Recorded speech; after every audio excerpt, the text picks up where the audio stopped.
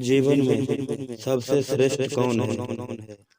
महाराज ब्रह्मदत्त शिकार खेलने जंगल में गए। दिन भर की थकान के बाद जब वे वापस राजमहल की ओर लौट रहे थे तो एक कुएं के पास दो पुरुषों और एक स्त्री को झगड़ते हुए देखकर रुक गए।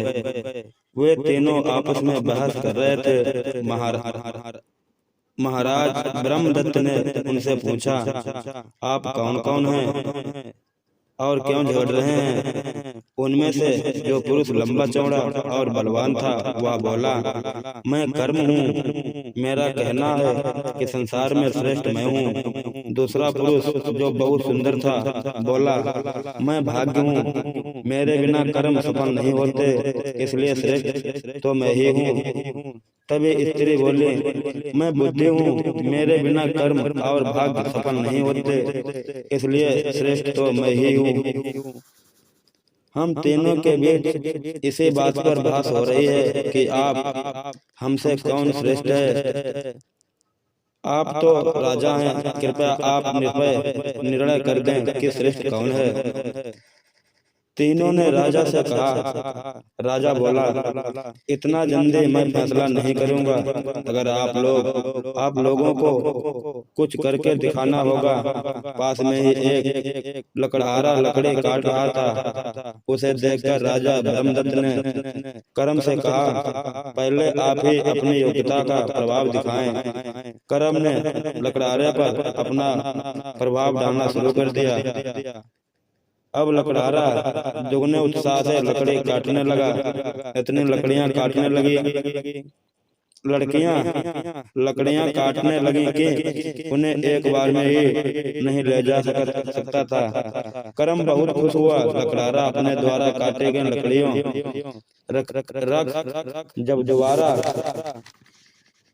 बचे हुए लकड़ियां लेने आता है तो उसे मिलते हैं, क्योंकि कटी हुई लकड़ियां कोई भी उठाकर ले जा सकता था।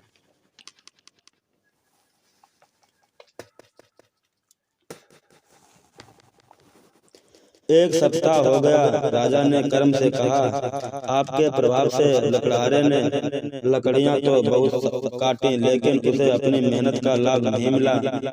वह अभी भी पहले जैसा ही गरीब है। यह बात सुनकर कर्म ने अपना सिर झुका लिया। अब राजा ने भाग्य से कहा, अब सब आपको अपना प्रभाव दिखाना है। मैं आपको भी 7 दिन का समय देता हूँ। हम सब एक हैं। सप्ताह बाद फिर इसी कुएं पर इसी समय मिलेंगे। अब भाग्य ने अपना प्रभाव दिखाना शुरू किया। लकड़हारा जो लकड़ियां चोरी हो जाने के कारण दुखी था, अब भाग्य पर भरोसा करने लगा। लकड़हारे ने सोचा, मेहनत करने से भी क्या लाभ है, जो भाग्य में होगा वही जो घर बैठे ही मिल जाएगा। अब तो लकड़ियां काटने नहीं जाता था। भाग्य के प्रभाव से बिना कुछ किए ही उसे धन मिलने लगा। कभी कोई पुरानी लकड़ियों को उधार चुका जाता था और कभी घर से बाहर निकलने ही मार्ग में पड़ा कुछ धन उसे मिल जाता था। 7 दिन बीत गए। लकड़हारे को दशा में कोई बदलाव नहीं हुआ। उल्टा आलसी हो जाने से वह बीमार जैसा लगने लगा। 7 दिन के बाद सब फिर कुएं पर मिले। राजा ब्रह्मदत्त ने भाग्य से कहा, आपके प्रभाव से बिना कुछ काम किए ही लकड़हारे को धन मिलता रहा, किंतु इसकी गरीबी तो अभी भी वैसी है। भाग्य के सहारे रहने से उसका उत्साह नष्ट हो गया और आलसी हो गया। आलसी हो जाने के बाद बीमार भी हो गया। भाग्य के पास कहने के लिए कुछ नहीं था। भाग्य ने भी लज्जा से अपना सिर झुका लिया।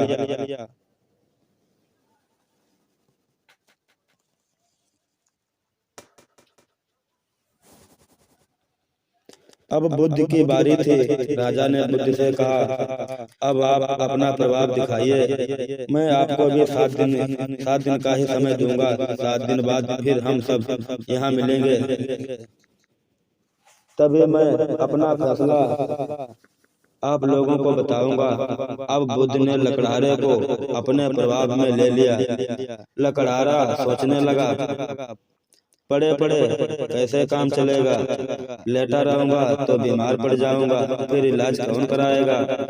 लकड़हारा अपना आलस छोड़कर लकड़ी काटने के लिए सुबह होते ही घर जंगल में जाने लगा।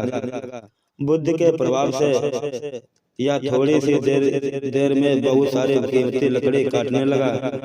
लकड़ियां कोई और उठाकर न ले जाए, इसलिए उसने एक किसान से एक बैलगाड़ी किराए पर ले ली।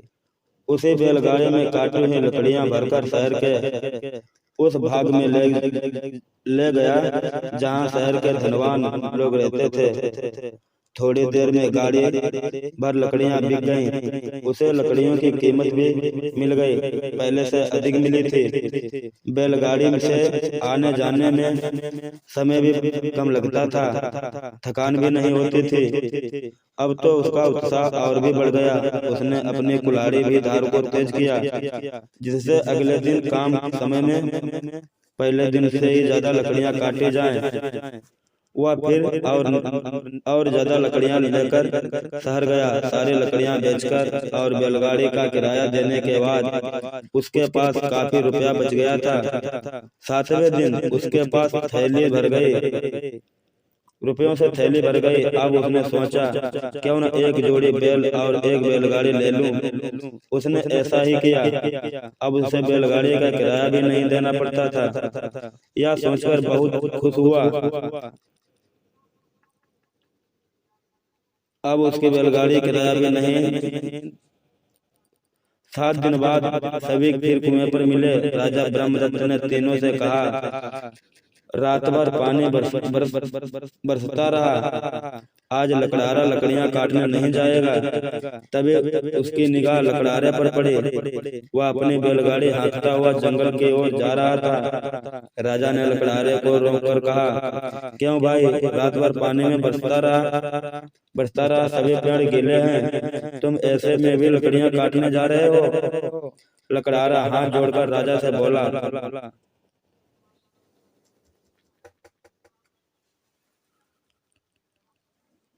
महाराज मैं